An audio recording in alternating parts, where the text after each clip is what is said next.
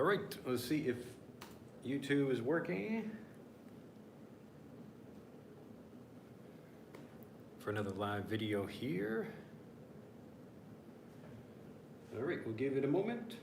Let me know where you're from, as usual, what country you're from, and if you have particular goals with your learning as well. We'll give this a moment and then we'll get started with today's lesson. We're going to be talking about speaking practice and how you can get this in an interactive way, even by yourself. If YouTube will load. All right, I think we're up. And we are. All right, I am Drew Badger, the founder of EnglishAnyone.com and the English Fluency Guide. Welcome to another live video here on YouTube. Today we're going to be talking, as always, about fluency, but I know people are always interested in speaking more. So obviously the goal is speaking, but I try to do this and help people understand this in a different way, which is that you don't start by speaking, you actually start by getting lots of input, and as you feel more confident, as you destroy the doubts that stop you from speaking, that's when you actually start feeling comfortable and you open your mouth. So of course we got a fire truck here or an ambulance or whatever like usual. Tom, nice to see you there. Well, let's get started. Make sure this is working here. All right. And we're ready to go. Okay, so I wanted to do this lesson because I was sitting and listening to something with my daughter. I don't remember what, it was like a TV show or something. But in that TV show, here, let me erase the board first. So we were listening, and Aria's listening is getting quite good. So this is my older daughter, who is now 8 years old. She will be 9 in August, so about 2 months. We were listening to something, and she heard the phrase,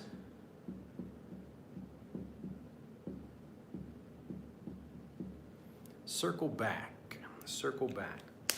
And so as she's listening, we weren't talking or anything while she was doing that, but she said, "Hey Dad, what does circle back mean? What does circle back mean?" And so today we're going to be talking about this expression, but I want to teach this in a way that shows you how to get interactive speaking practice, because the point is not really just to listen to someone, it's to control what you're listening to so you can control that. And I have this basic idea of following the red car. So if you think about, just before we get into the what this means and some examples of this, whatever you're thinking about or focusing on, you tend to notice that thing in real life. So if you are thinking about buying a new car, for example, you will see that car more frequently. So that car has been around, or other people are driving that car, but before you were thinking about buying one, maybe you weren't, it just wasn't like conscious for you. So you weren't really thinking about it. But as soon as you start thinking about that, you notice that car, like white cars or a particular van or whatever you're looking for, you notice that thing a lot more frequently. So it's usually there, like it's always been there, but as soon as you start thinking about that thing, you tend to notice it more. So the first part about getting good speaking practice, where we get a lot of input we want, is to focus on a particular thing. So usually it's like a situation, or it could be some vocabulary, but remember that the vocabulary also comes from a particular situation. So circle, like this could mean many different things, and back could mean something else. And so it might seem like an idiom, or in this case, like a phrasal verb. So we can actually have like to circle meaning to move in a particular way. But when you hear something like this, as soon as you're getting exposed to it, so my daughter was exposed to this phrase for the first time. So this is where she's just getting, again, what I call these 3 levels of understanding that actually help you become a fluent speaker. So the lowest one is exposure, where you're just hearing the vocabulary. The second one is awareness. So once you recognize the vocabulary, you're looking for it, you're putting that in your brain, and you're telling your brain to look for that vocabulary. And as you get enough examples, you feel very confident about using it. That's where you get the ownership level of understanding. So remember, even if you might recognize something, it doesn't mean you can use it fluently. You really need to get as many examples as you can, or as many examples as you need to understand something well enough that you can use it fluently, okay? So if you know a lot of vocabulary, but you still don't feel very confident saying it, it means you don't really have that ownership level of vocabulary yet. So hopefully that idea makes sense. And I want to just cover that using speaking practice as an idea about getting the right kind of input that you need for your life. So maybe you need to use English for professional reasons, or you just need to speak with your child's teacher at school, whatever the situation is, or you need to speak with your boyfriend or girlfriend or husband or wife or whatever.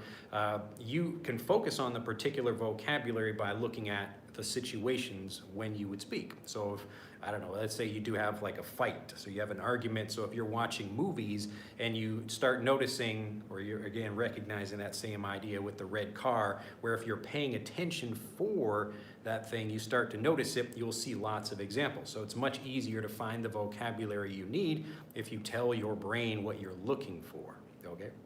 But sometimes you just hear something and now, okay, I've been exposed to some vocabulary, I'm interested in learning more about this, so let's go into that. So my daughter heard this word, or this phrase, excuse me, and she asked me, what does that mean? And so the first thing I want to do when I'm helping her and when I'm helping you understand something is understanding where a phrase like this comes from. Because if we can understand what it means, then it's much easier to understand and to feel ownership of that word. So in the context of the situation, someone was talking about having a meeting, and they said, well, we're going to talk about this thing, and then someone else asked about a different subject, and the person running the meeting, they said, oh, that's a good idea, we'll circle back to that thing. We'll circle back to that thing. So again, we begin with the situation. We're not just thinking about the word circle or the word back. We're thinking about what is the particular context for that situation, or context for that vocabulary, excuse me. And so again, I'll just tell this very quickly. The situation is someone is having a meeting. Someone else says, hey, can we talk about this thing? And then the person running the meeting said, oh, we'll circle back to that thing. And again, we're not going to talk about it now, but we'll circle back to that thing.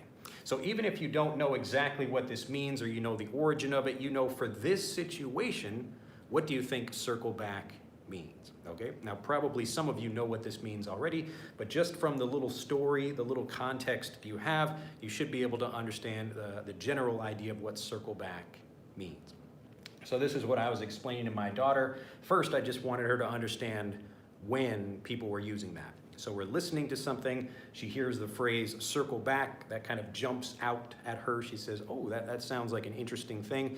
I don't know what that means, or I don't understand, excuse me, why they would be saying that.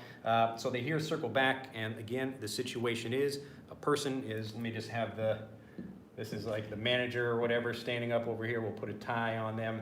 And another person says, hey, can we talk about like subject B over here? So the manager right now is talking about topic A, and this other person says, hey, can we talk about subject B? And the manager says, oh, that's a good idea, but we'll circle back to that thing. We'll circle back to that thing. So from the context, you're not trying to think about what does the word circle mean and what does the word back mean. You're just trying to understand, as one unit, we'll circle back to something. We'll circle back to that thing. Now let me see if, I don't know if anybody, okay, nobody put an answer to that, but I'll just give you the answer. Maybe you guys are, I don't know, a little bit lazy today, but hopefully you guys should get the idea that we're going to talk about something, we're going to come back to something again, all right? So very simple. So when these two people are talking about something, right now we're talking about A, and this person says, why don't we talk about B? And the manager says, oh, that's a good idea, but we will circle back to that later, okay? So we'll circle back, we'll come back to that thing, all right? Now, let's talk about, again, just understanding the situation. It can often be a little bit tricky to understand new vocabulary when you hear it, because you might understand, okay, in this situation, they say circle back, but why? And especially as adults, we want to understand, like, why would you say that? I mean, there could be different ways, like we could return to that. I'll talk a little bit more about other ways to express this same situation. And this is a very common thing, not just in business meetings, but anytime you're speaking with anyone and someone says, oh, like, what about this thing? And I say, oh, that's good, or, you know, whatever. We will circle back to that thing again, or we will come back to that thing again. After, or in a moment, or later, or another day, or something like that. So understanding this, you will hear something, you want to try to understand it from the context before you get a translation or a definition of the word. And then we want to think about maybe where that word came from. So I'm telling this to my daughter. The idea of circling back comes from ships. So if you imagine you have like a boat like this. So a boat can't, if it wants to, you know, a boat is moving forward, but a boat can't really just turn around. So if you imagine you're looking at the boat from above, looking down here, down this way at the ship. So I'll erase this one. So if we have a ship here, we imagine this is a boat and the boat is moving forward, and maybe, let's say, somebody falls off the ship. Oh no. So now there's a person in the water over here. Help, help, oh my goodness. So the boat is still moving forward. This guy fell into the water. The boat can't just like reverse easily. Boats don't really work like that. I mean, I guess maybe some of them could, but typically a boat has to go and circle back to get to the person, okay? So the boat is moving in a particular direction, and then we get the circle as we come back to get the person. So this is why we get the idea of circle back, and like most vocabulary, there's some usual, practical, simple, basic reason why we say something, but then the vocabulary is applied in other situations, okay? So I can talk about, even if I'm hiking with a friend of mine, so we're on like he and I are walking on a hiking path, and I say, oh, like, look at that, there's some beautiful, I don't know, flowers or something over here. Or look at this, there's a lovely view. But my friend is really hungry, and he says, okay, well, we'll circle back to that. But over here, I want to eat lunch first. So in this example, maybe we're walking in a straight line, or we're walking on a path, and we just walk back the same way. So it might not be an actual physical loop, but we can think about it in the same way, where we're just returning to something else. But the origin of this is that kind of idea of a ship that can't really just turn around immediately. It has to circle back to that thing, okay? So from this idea, we get the very simple meaning of returning to something. And so I could return physically, I could circle back to a location, so I could be here, and then we go here, and when we come back to that place, and even if I just walk on the path, and then I walk back on the same path, it's the same thing. So I don't need to physically go around like that. It just means, hey, I'm circling back, I will come back to that thing, all right? So from this physical idea, we get the figurative example of coming back to a conversation topic, or, you know, whatever, some other thing, like I'm talking about one thing, we want to talk about another one, or if I have a meeting and we're discussing one thing and somebody else wants to talk about something else, we'll circle back to that thing. And we can also use this when we're talking about maybe having a meeting or meeting someone again, like we'll circle back about a particular topic at our next meeting, okay? So there are lots of different very useful reasons or very useful situations when we can use this vocabulary. So I'll circle back to something, and I've given you a bunch of examples of this in the comment section, or excuse me, they will be in the comment section later. They are in the description below this video right now, just to give you some example sentences. So the point of this video is really to show you that whether you get some vocabulary like in life, either you're just exposed to something, so you hear it for the first time, maybe it's surprising to you, or you're already aware of the vocabulary, but you don't really feel very confident. The first thing you're doing is telling your brain, hey, we should focus on this vocabulary, this is interesting, or I want to know more about this, and your brain will naturally find more examples of that. So you will actually hear them. This happens all the time with me just learning Japanese. Whenever I learn something new, I tend to hear it more in other people's conversations. And the truth is, it was there the whole time. So people are always using something typically it's not rare vocabulary, but I'm just not listening for it. But once I tell my brain, oh, I should be listening for this now I've gone from exposure to awareness. I'm actually paying attention for the vocabulary, and I recognize it more, and I feel more confident because I understand it better. Okay? So we get something like this, and whether you hear something, or you read it, or you see it, or whatever, however you hear that information, or if it's just something you want to know more about, you want to understand it better, you're telling your brain first that you're doing that, and then the next thing you want to try to understand where the word came from, like the origin of it, or just trying to understand it.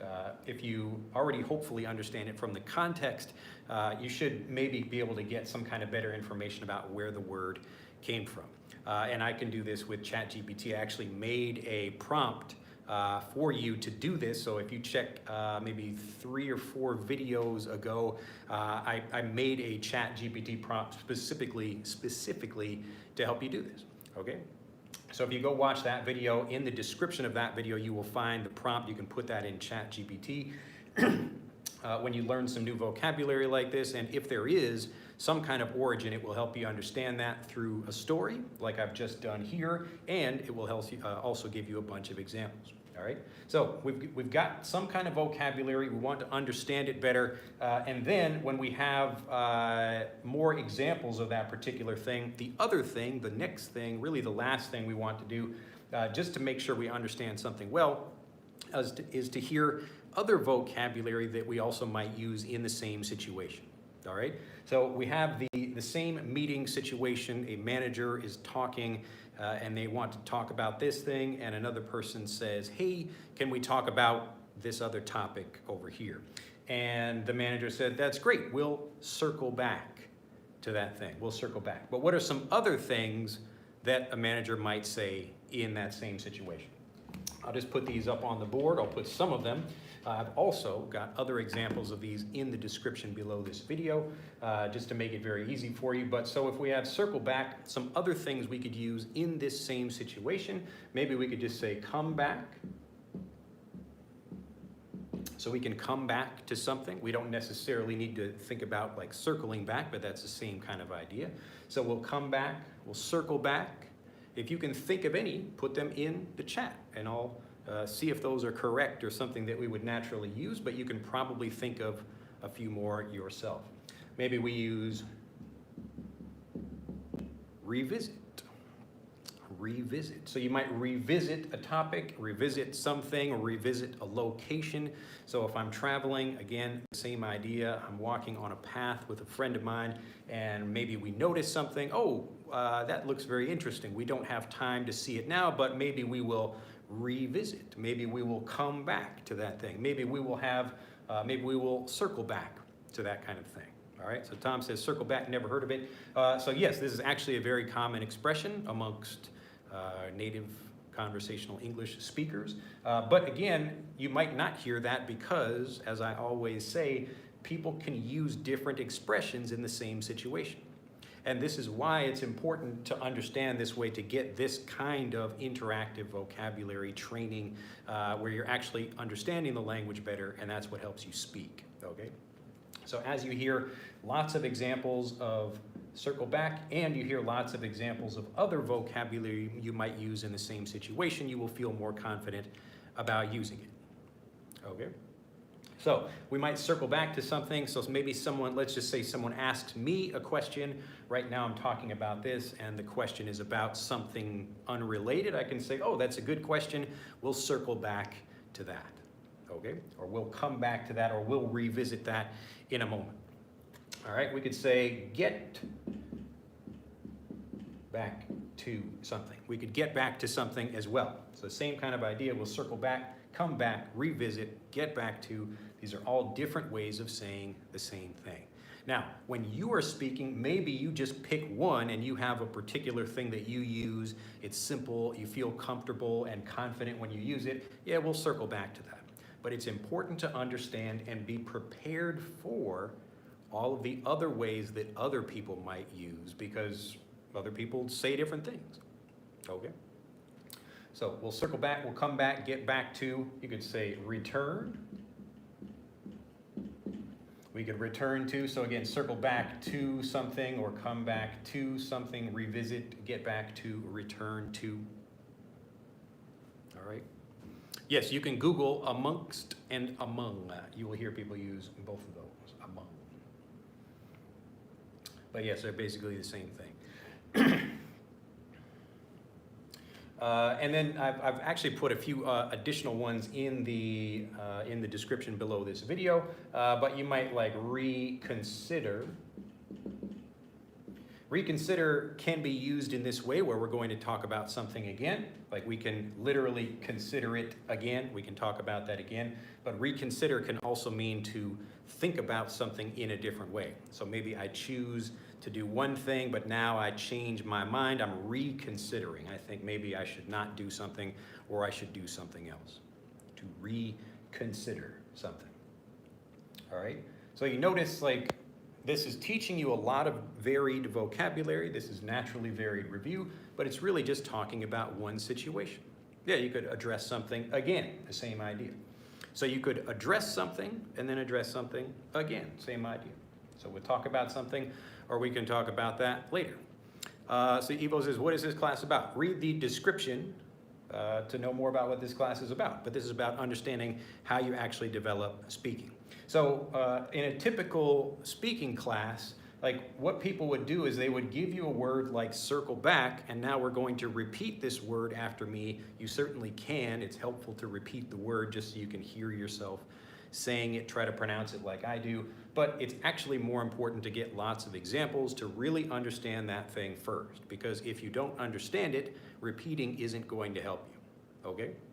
So I don't really want to take time to have you just say something after me. You can easily take time doing that anytime with the video.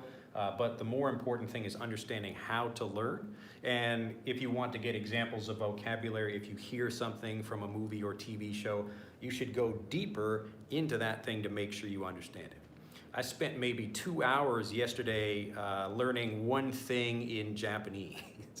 Just because I was very curious about it and I still couldn't understand it as I was getting more examples and I trying to really understand that thing. And it's still not 100% clear, so I will probably review it again. But the point is, I don't just repeat something. Like I'll see a YouTube video about a topic and it will give me one example and I will think, okay, I kind of get it, I guess. But if I don't feel 100% confident, I'm not going to use that in my conversations. I might recognize it, so other people might say that and I'll understand what they're saying, but I still don't feel confident, all right? Until I get that aha moment where I really feel like, now I got it, then I won't feel like I probably can't use this very well. So the purpose here is to get the actual practice that builds your speaking ability is how well you understand something. So you should get lots of examples of things to really understand them and also to be prepared for what other people might say in conversations, okay?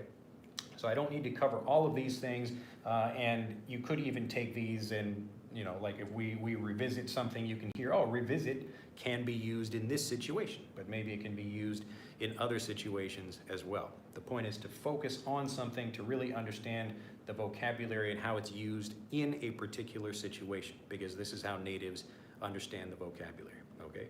So we don't take something and try to learn every use of it. We're trying to connect the vocabulary with a situation.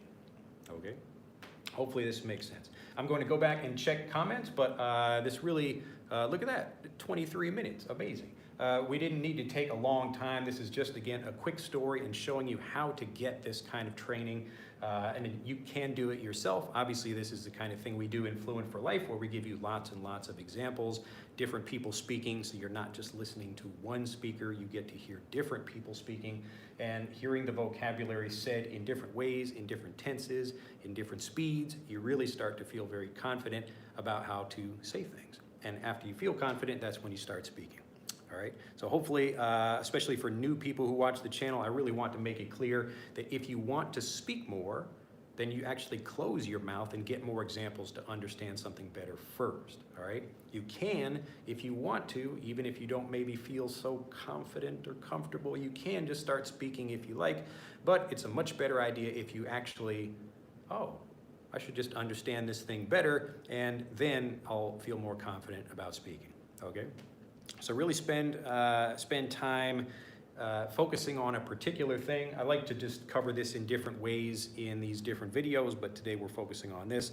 I'll go back and check chat now and see if anybody had any questions about this. So nice to see everybody there. I'll go pretty quickly through these. Nice to see everybody from, let's see, we've got South Africa, India, Morocco representing, Argentina, from Thailand, and of course, Brazil.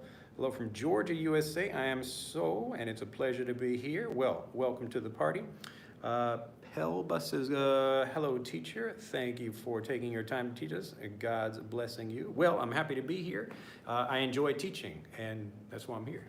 It's fun to help people understand things. So I like that feeling when I understand something like, now I got it. And I like to see other people. I can't see your face, but usually I can tell from the comments when people understand something or when they do not. But when I can see someone or they tell me, oh, I really understand something, then I know like that good feeling will make you feel more confident about speaking. All right, nice to meet you. I'm from Argentina, based in Canada. I'm learning a lot with you. Glad to hear it. And JR says, good evening. Bridge says, children learn to speak effortlessly, so what happens along the way for them to get into difficulty? Well, often the thing about teaching kids is that when they're young, they learn in a natural way in this same way that I'm teaching you here. So they're trying to connect vocabulary with situations. So they're paying very close attention and they're getting lots of examples. So mom says, wash your hands, and dad says, wash your hands, and your teacher says, wash your hands, and you get, okay, I'm learning the vocabulary and I'm also learning the sentence patterns and grammar structures that help me use something. So maybe in a different situation, I could hear, wash my hands, and now maybe I'm washing my face or washing my hair or washing some vegetables or something like that. And the vocabulary becomes, it's a lot easier to understand that way, but often kids get into trouble when they start going to school, even in their native language, because then they're having to learn things like, okay, now we're going to diagram sentences and make sure we say them correctly. There are better ways to teach that, but often like in a school environment, that's where they get a little bit stuck. But the more you can help people understand things naturally, the better. Let's see, where did we get stuck over here? Okay, so Wesley is the best teacher in the world. Well, I don't know about that, but it's my pleasure to help you all. Martin says, good evening. Nicholas, hello. Sebastian says, to investigate even further. So you could investigate further, or you could actually not be talking about that thing and then come back to it later. So we're talking about one thing, and then we will circle back to something else. So even if you're not already talking about it, I mean, in the situation, you kind of mention something. So we introduce it. Hey, let's talk about. So if I'm having a meeting talking about topic A, which is skateboards or something, and then someone else says, let's talk about alligators, I'd say, okay, well, we've mentioned alligators, so we have that introduction, although it's very short, and we circle back to that thing. So we're not really talking about it like further at the moment, but we will maybe talk about it more or like learn more about that thing. Babar says, Ohayou gozaimasu. What means let's call it a day. So whenever people ask me questions like that, I try to get them thinking in this same situation, where did you hear that and what was happening in that situation? So where did you hear it? What was happening in this situation? If you just look at random vocabulary, that it could mean different things depending on the situation. But typically that expression is used when people are, maybe they're finishing with something, it's at the end of a work day. So they said, well, let's just say we're finished for today, and it could be even something you're working on yourself. Maybe I'm studying by myself, and I'm working by myself, or I'm doing something like I'm building a cabinet, and I'm feeling kind of tired and hungry. Let's call it a day. So let's finish here, and then we will come back to that thing later. We will circle back on a different day. All right, so we'll come back to something later. So that's a good example of this situation here where you hear vocabulary. Try to think about where you heard that, what was the situation, so that will help you understand the vocabulary from context. This is especially helpful for idioms because you might not understand what something means, like why do we say circle back? When you understand the origin, like a ship actually turning around and coming back in a circle shape, you understand a little bit better. But from just the situation by itself, you should be able to connect the vocabulary with the situation. Okay, and that's the most important part, but then you should get more examples to really help you understand that thing very well. All right, and where did we, let's see. Okay, Elaine says, you're the best teacher. I really appreciate to learn with you. Very good, it's my pleasure. Here you would say, I really appreciate learning with you. I really appreciate learning with you. So Nicholas says, let's call it a day means to finish. But again, like the very quick example of this vocabulary means this. You can do that, but it's just not very memorable, and it doesn't really help people understand something well enough to use it fluently. So someone might think like finish what? What do you mean? Like when can I call something a day? Can any time I finish something I call it a day? Or is it really just used like when we're finishing something like a work day, or we're just going to stop doing something for today, and then maybe we will come back or continue doing that thing another day. So it's important when you're teaching someone, like you can just give someone a definition, but it's much better to really help them understand that thing with lots of examples. All right. Teacher, I suggest that ELE should have a group chat or WhatsApp or Telegram. There are already lots of people who do chat groups and telegrams and things like that. For me, I don't use any of that to learn Japanese, and I don't really recommend people use those things to learn English because often it's just a waste of your time. Instead, you should just be doing this. Just find the particular things that you have some kind of uncertainty about. So whenever you have doubt, that is the target of the thing you should be doing. So I hear this word or this phrase or whatever, and oh, that's interesting. I don't quite understand it, so I probably won't remember it or be able to use it fluently. So maybe I should get some more examples to really understand what that means. So that's how you do it. So I don't go into a chat and kind of spend my time talking about things I already know how to talk about. I want to expand my ability to speak by learning more and learning new things, but really understanding them well. All right. So if you're looking for people to speak with, you certainly can do that. But for the people who know a lot of English, but they don't speak very well, it's not really a good use of your time. So especially many people have done this for years. They try to speak a little bit, and it's usually just using vocabulary they already feel comfortable with. It's very rare when they might like learn something new unless you're talking with more native speakers. But you don't need to have an actual native speaker there to speak with you. You just like, you could watch a movie. I could watch two people talking in a movie and learn a lot from that. Like, oh, look, in this situation, this is what people say, or this is one thing that people might say in that situation, okay? So if I watch a couple of different movies about something, or I watch just a few short videos about a situation, like about explaining something, like even watching something for little kids, like how to tie your shoes or basic cooking or something. So I watch a show in the morning in Japanese about cooking for little kids. So I watch this with my daughters, and it teaches me a lot about cooking and measurements and other things like that. And it's, again, I don't need to have a complicated show to do that. I just need to see lots of examples of how things work. So this automatically builds my memory, my fluency, my confidence, and then I can start saying things. So people wonder like, oh, I live in Japan, do I spend all my time speaking with other people? Usually I don't. I'm actually not, like I spend more time speaking English like this in my day than speaking Japanese. But I spend a lot of time getting input to help me understand the language better.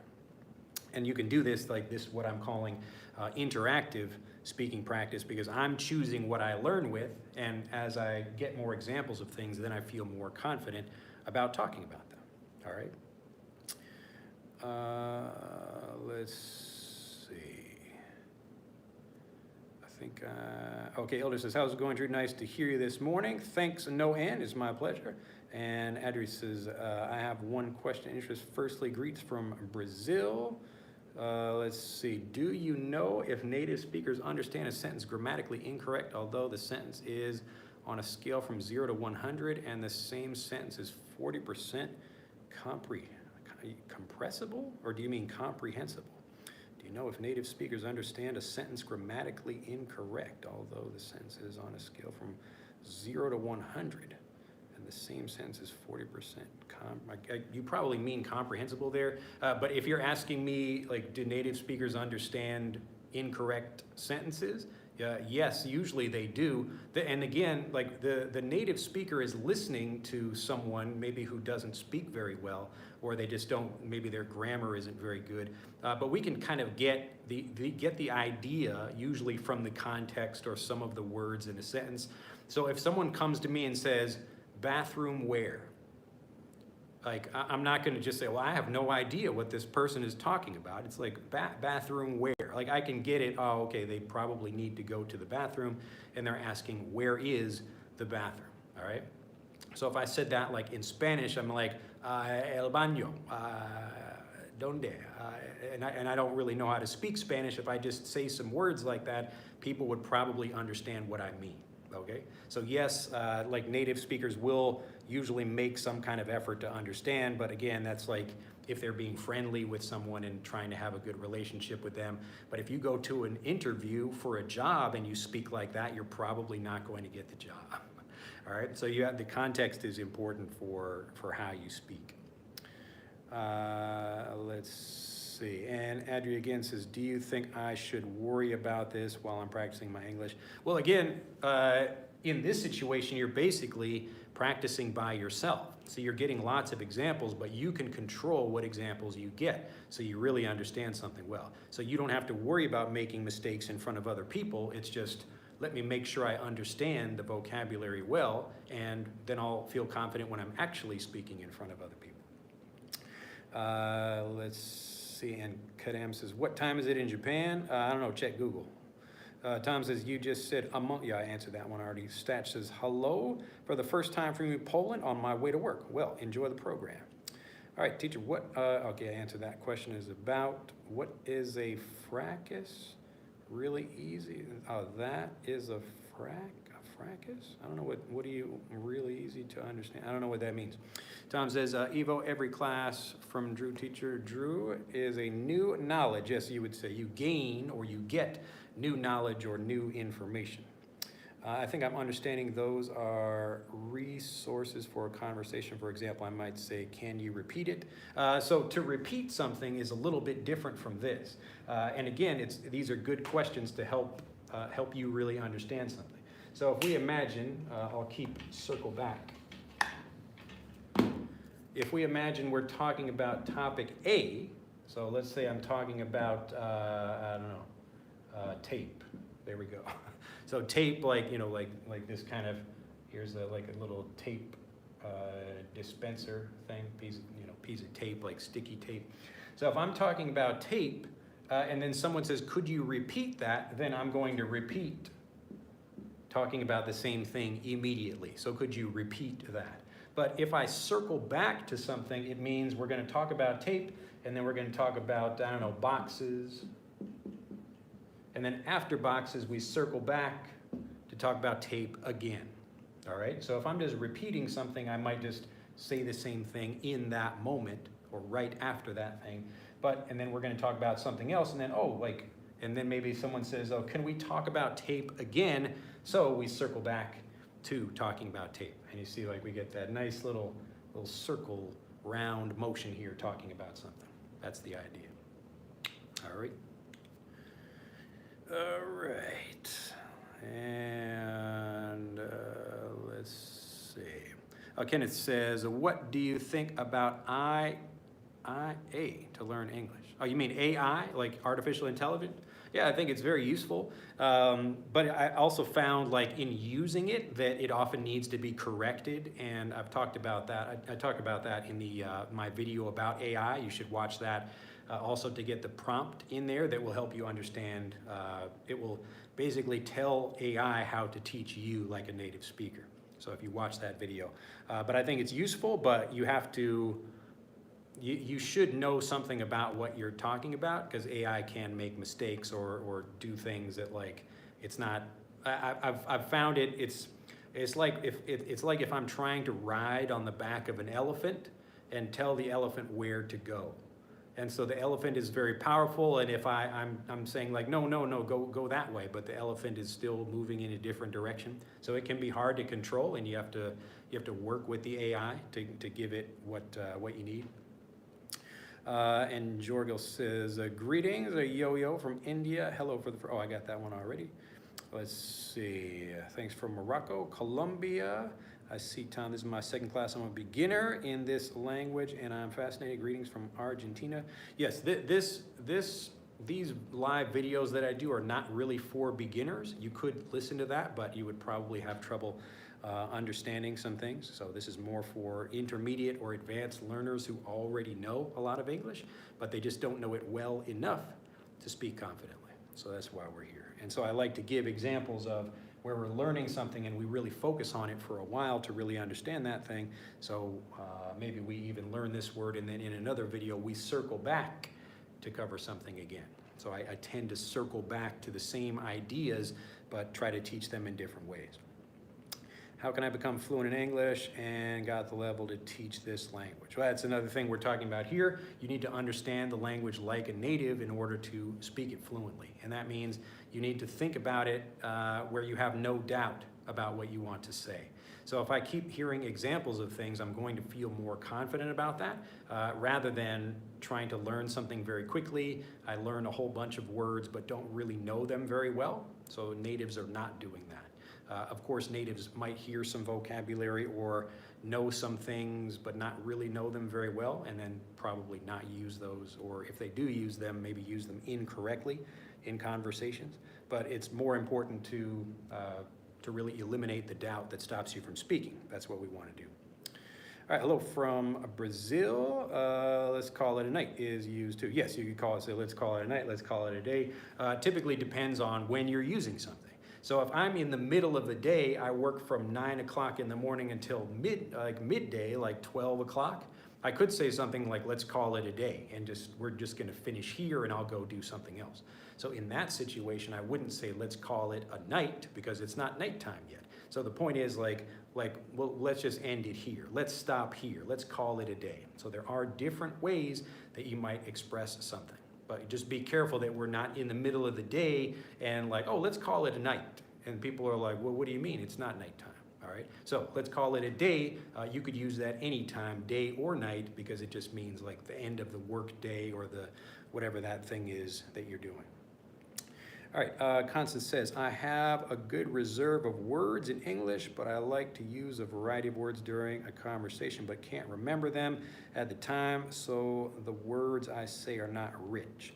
Yeah, I see, here's an example of using vocabulary that like, it's not really a correct usage, but I understand what the person is saying.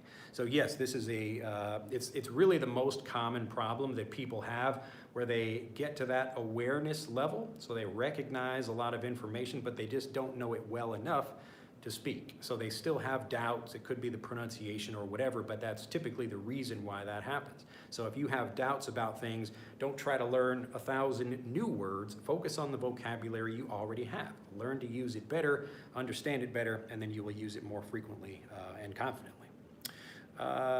Let's see, and Tom says, totally agree with you, Teacher Drew, glad to hear it. Angel with a cat face over there. From Brazil, BTO, I don't want to learn English anymore, so difficult. Oh, well, it's more about how you learn than, you know, than the language itself. English isn't kind of difficult by itself. It's just mostly people are learning the language in a way that makes it difficult, because the lessons are not helping people really understand the language well. They're usually moving too quickly. They're not spending enough time understanding the vocabulary, and that's why they have trouble speaking. All right. All right.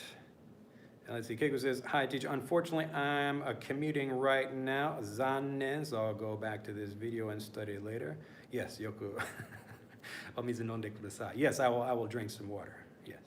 Hi from Japan, hi Ancient, look at that. I'm glad to see you guys are connecting. Let's circle back to tape. Yes, so you could do that. So let's circle back to this thing, let's circle back to that particular topic, or let's come back, or we will come back, or let's return to that, let's revisit that later. Narja says, hi, my feelings is not good. So you would say, I'm not feeling well, if that's what you mean. I work as a teacher in school, but sometimes I could not speak very well. I forgot what I wanted to say in English. Are you an English teacher? You're teaching English? Maybe it depends on the level. But if you say like, my feelings, first you would say my feelings, because this is subject-verb agreement. We want to make sure my feelings are, or my feeling is.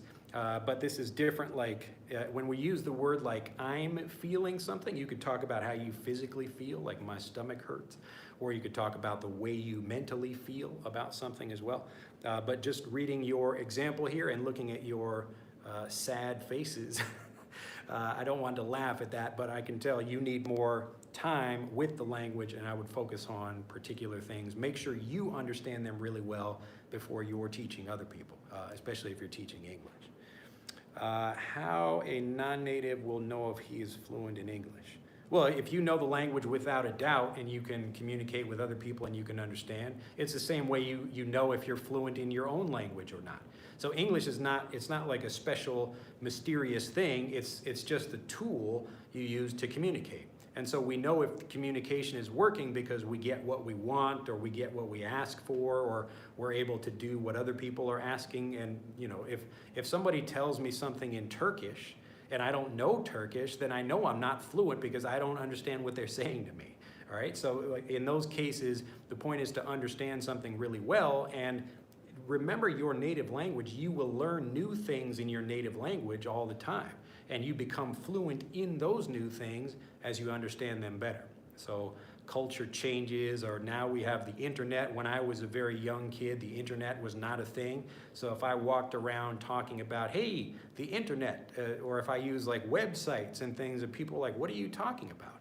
So they're not fluent in that vocabulary because they don't know what that is. And again, it's the same thing. So you become fluent in your native language in the same way that you become fluent in English. All right? All right. Let's, okay, got that one. All right, Don says, hey, Draw, it's Drew. Draw would be the past tense. I wanted to thank you about this video you make it lately about how to make espresso while you were pausing and explaining phrasal verbs that they are using. That was a very helpful video, and I made a delicious coffee, thank you, and you made more cause it was you were really helpful. Glad to hear it. Yes, if you've not seen that video, this is an example of naturally varied review, and it's the same kind of thing I'm talking about in this video. So that video Don is talking about, it's where it's a video breaking down different conversations or really different people explaining how to make espresso. So I found some different videos of people doing that. Like you could do this yourself as a learner. It's just a little bit more difficult without having a teacher to explain things. But this is basically the idea. So you could do this by yourself, or we do this for you in Fluent for Life and have everything all organized just so you can go through it much faster and understand things much faster and then speak much faster. But that's the basic idea. So as you get more examples, like we want to make sure that people have a strong understanding of the vocabulary. Silvana says, please anyone buy a microphone from a gift teacher. You're saying you don't like my microphone? It's a regular blue microphone. The problem is it's just in front of me, so I try to make sure I'm speaking at the microphone, but the sound should be fine. It's the same sound level in every video, and most people can hear what I'm saying, so turn your volume up. Kadam says, I just want to ask you about accent. Sometimes I feel that I can understand English if it's basic, and sometimes when see other accent, I feel I don't even know if basics, especially if British. Well, it sounds like you're talking about a couple of different things here. So one is how people sound, and the other is the actual understanding the vocabulary. But as I recommend, like pick something and focus on it. So if you don't even know what kind of English you're listening to, so it's like if I go to China and I hear people speaking Cantonese or Mandarin or whatever, and I don't know anything about Chinese, I should probably get information first about what I'm listening to. So if I know all of the people who live in this town speak Mandarin or whatever, then I should, okay, now I understand that particular accent and I'm learning that particular thing. So if you want to learn British English, then listen to people who speak British English. But it's pretty easy to tell the difference, especially if you watch a video that says British English or American English or something like that. So it's much easier to get good examples, although we do recommend people should get lots of examples, even from people who do speak differently, because you will like hear them in different countries or in different TV shows or movies or whatever. It's not only American English speakers in American movies, for example. All right, Guia, if I'm pronouncing that correctly. I was very good at English. Now I don't much contact how to keep good English. That's a good question. Again, you don't need to be physically with people. Like right now, you're not physically with me. No one else is in this room with me, but you're able to learn from me, and you can do that with anything at any time. So at any time, there's never been a better time to learn English, or really anything, because the information it's all around you. It's actually more than enough information. There's too much information, way more information than anybody needs to get fluent or to learn how to do anything. So just like I'm talking about in this video, you should focus on particular things you're interested in and get lots of examples of those. That's really the best way. That's the same way natives learn. Like if I want to learn about, I don't know, painting nails, for example, then I should watch lots of YouTube videos about how to paint nails or nail art or whatever. I don't know anything about painting nails. I don't know anything about that. But if I wanted to learn, then that's what I would do. Okay, so you want to think about the particular things you're interested in, and even if you're not physically with people, you don't need to be physically with people to improve, because your improvement comes as you understand the language better, not as you repeat things. Okay, so speaking is something you do after you really understand the language well. You can try to force yourself to say things before you feel comfortable, but it's usually pretty tricky to have. You need to have a good relationship with maybe a teacher who can help you understand things in that way. So if I'm just learning French, for example, from very beginning, and I don't know anyone at all, I can't really have a conversation about that. So most of that lesson is going to be a person saying things to me. They're showing me things and saying things in French and helping me understand the language in context. So I'd be learning French as a first language in that situation. All right. So when you're doing that same thing for learning English, if your level is a bit higher, then you can just search for the information you're interested in, like what I'm talking about here for getting this interactive speaking practice. So the interaction is you really controlling what you learn rather than you having a conversation. So if you become confident about vocabulary, then you can easily find people to speak with. All right, that's a subject of a different video, but more people need actually to know the language better rather than trying to look for people to practice with. Let's see here. And Richard says, normally when I read a story, sometimes I come across new words. I look them up in a dictionary and jot them down in a book. After a couple weeks, I circle back and review them again. Yes, excellent. So it's very good English, and that's a very good way to review. And you can spend even more time reviewing things. I don't want you to waste your time reviewing something. If you understand what something means and you feel confident using it for that situation, then great, move on to the next thing, go to the next thing. But if you don't feel confident, stay with it, all right? So even me, like I'm spending, I don't know, 2 hours yesterday trying to understand this one thing in Japanese. It was just like, I was like, how does this work? And like I was getting a little bit confused, and I wanted to spend more time with it. And I will probably go back. I will circle back to that thing later today and review it again, because I really want to make sure I understand. I still don't have that like aha, like I kind of get it, but not enough to feel confident using it in conversations. Okay. So typically I would probably find like a different way to express something and just do that. Blanca says, thank you. And Louis says, Drew is the same character name in Discovery Home and Health TV show. Oh, Drew is the same character name. Well, Drew, I mean, Andrew is a common English name. Elder says, a break S leg with English learning. You mean break a leg? Break a leg. Batter says, is there a difference between convicted of a crime and guilty of a crime? Well, you could be found guilty of a crime. Like if guilty is like a particular, I guess, well, both of these things are legal term. So if you're in a court, you could be found guilty or you could be convicted. Like usually you are found guilty and then like we give you like a particular punishment for that. So it's basically the same thing and you hear those around the same time. But if you're interested in vocabulary like that, learn more. Go into more detail, like watch some, I don't know, watch like Judge Judy. So like some like TV, like court TV shows of Judge Judy or Judy, Judy.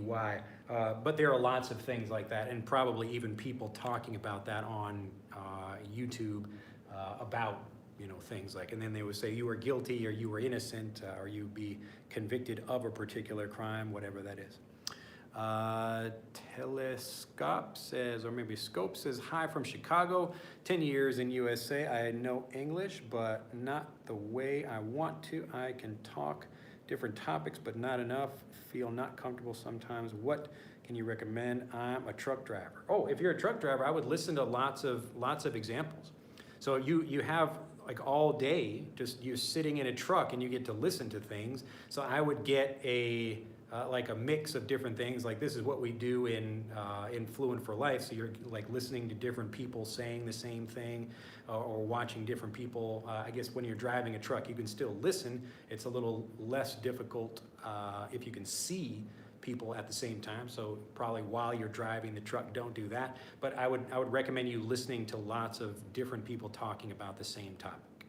That's the easiest thing to do if you have to drive or while you're working or something like that. But you should be giving your brain lots of different examples of things. The point is really to understand the language well, and then you will feel confident using it.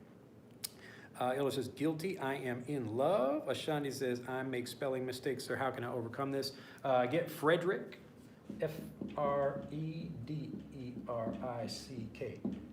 down in the description below this video, and it will teach you how to spell and pronounce and listen and learn like a native. And it will give you all the spelling rules and things for vocabulary for over 2,000 words and sentences. So if you'd like to spell correctly, if you want to not make spelling mistakes when you use English, you should get that. It will teach you how to say that or how to spell things correctly.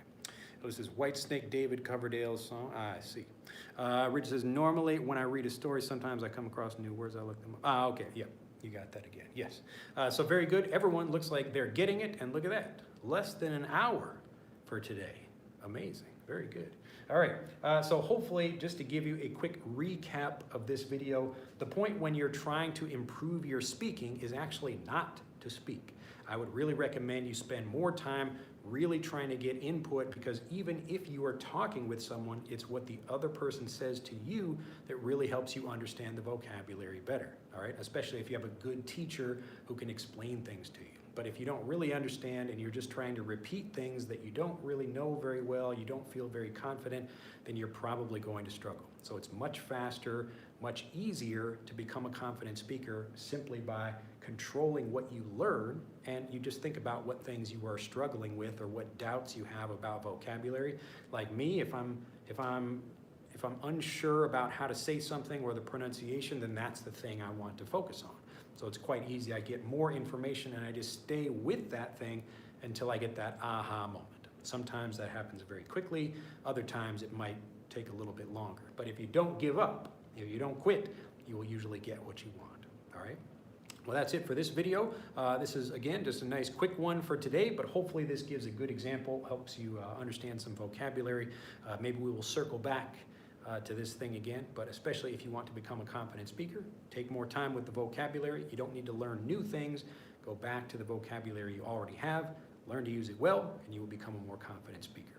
Have a fantastic day. Click on the links in the description below this video to learn more about Frederick and Fluent for Life, and I'll see you in the next video. Bye-bye.